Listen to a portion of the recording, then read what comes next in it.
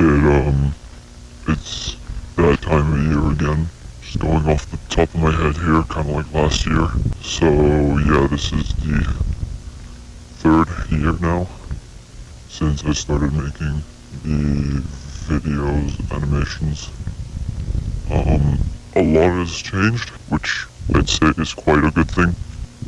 I don't think I'm gonna be making many more after this. I think I might have to coincidentally end these on a trilogy, simply because it has gone from something that feels compulsory or like something I have to do to now being something that feels like a chore.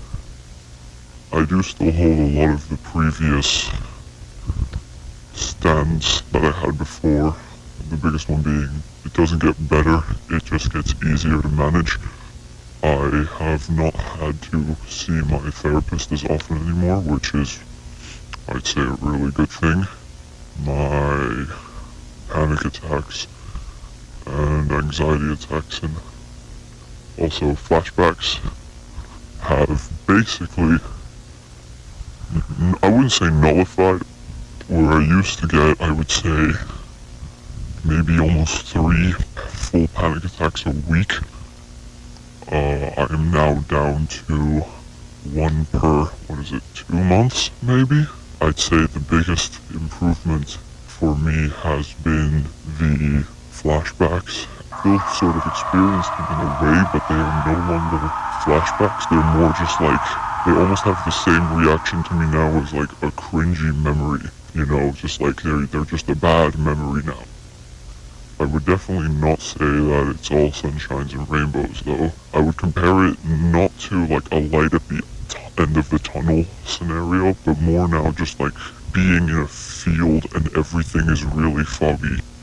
You know, it's just this vast open space and you can see about 10 meters ahead of you, but that's about it. Because I've got good shit going for me now, you know? It's not like a few years back where it really did feel like just this kind of abyss.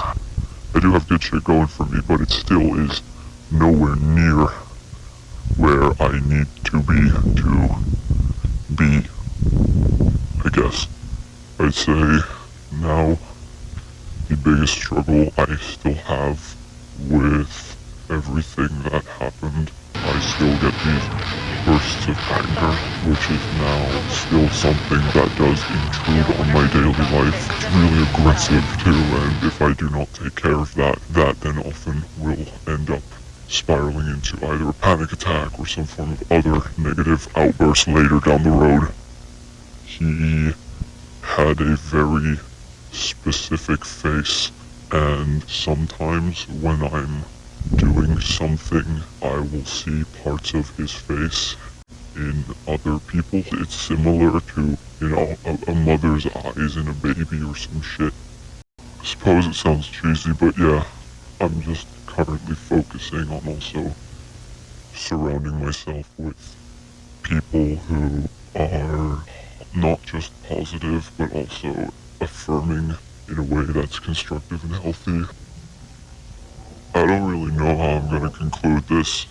If you know someone who is coming forward with a similar experience as mine, do your best to not shut them down or question immediately, simply because it already happens too much. And I have felt pain and betrayal from people who have been the absolute closest to me when I finally opened up that I will never fully recover from. Just try to be there for victims, especially male victims as well, because it's already hard enough to speak up, but then to have to continually convince people to give a shit is exhausting, to be honest. Over and out.